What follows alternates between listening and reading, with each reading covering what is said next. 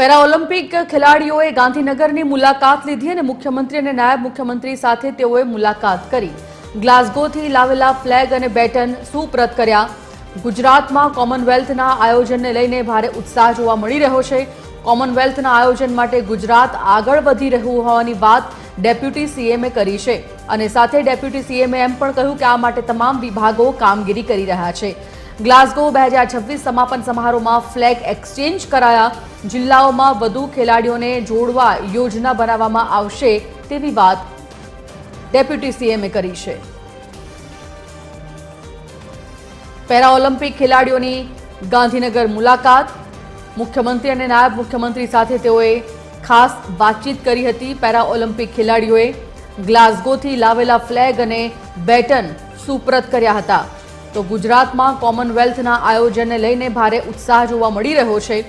ખાસ કોમનવેલ્થના આયોજન માટે ગુજરાત આગળ વધી રહ્યું હોવાની વાત ડેપ્યુટી સીએમએ કરી છે. આ માટે તમામ વિભાગો કામગીરી કરી રહ્યા હોવાની વાત પણ ડેપ્યુટી સીએમએ કરી.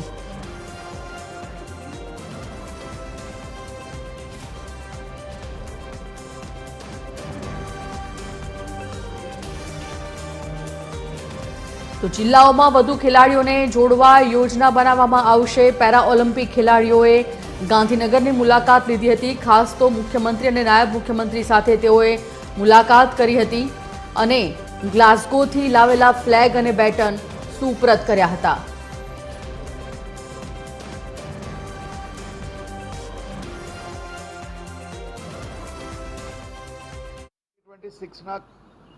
ક્લોઝિંગ સેરેમનીમાં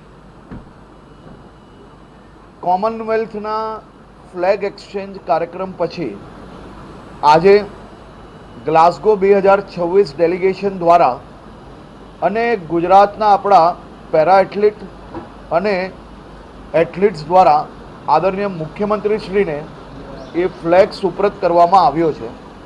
આવનારા દિવસોમાં રાજ્યના તમામ જિલ્લા ખાતે જે જિલ્લા કક્ષાના સ્પોર્ટ્સ કોમ્પ્લેક્સ છે તેમાં વધુમાં વધુ ખેલાડીઓ કઈ રીતે જોડાઈ શકે તે માટેનો બી યોજના રાજ્ય સરકાર દ્વારા આગળ વધી રહી છે. ખૂબ ખૂબ આભાર.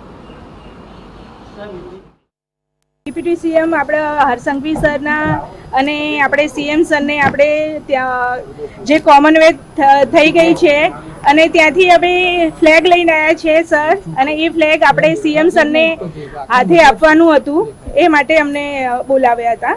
ચર્ચા એ રહી કે આપણા ભારતમાં આપણે ફર્સ્ટ ટાઈમ કોમનવેલ્થ થઈ રહી છે અને એ બી આપણા ગુજરાતમાં, તો એ આપણા બધા માટે ગૌરવની વાત કહેવાય. ખાસ કરીને અમારા પ્લેયર માટે ખૂબ ગૌરવની વાત કહેવાય.